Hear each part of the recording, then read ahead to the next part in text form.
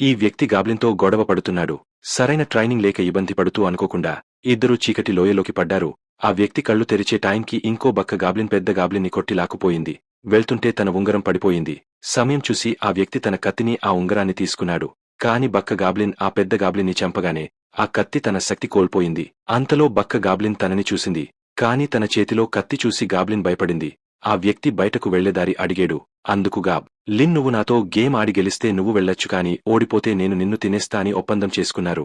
ఇద్దరు పాత పొదుపు కథలు అడిగారు. ఇద్దరూ సరైన సమాధానం చెప్పారు. చివరికి గాబ్లిన్కి కోపం వచ్చి రాయి తీసుకుంది.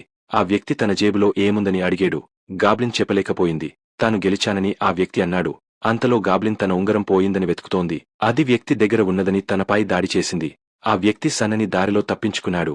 కాని ఆ ప్రయత్నంలో ఆ ఉంగరం గాలిలో ఎగిరి తన వెలికి చేరింది. ఆ ఉంగరం రాగానే తాను మాయం అయ్యాడు. గాబ్లిన్ తనని చూడలేకపోయింది. గాబ్లిన్ని చంపే అవకాశం ఉన్నా ఆ వ్యక్తి జాలితో వదిలేశాడు. గాబ్లిన్ పైనుంచి దుంకి తప్పించుకున్నాడు. చివరికి తను తన గుంపుతో కలిశాడు.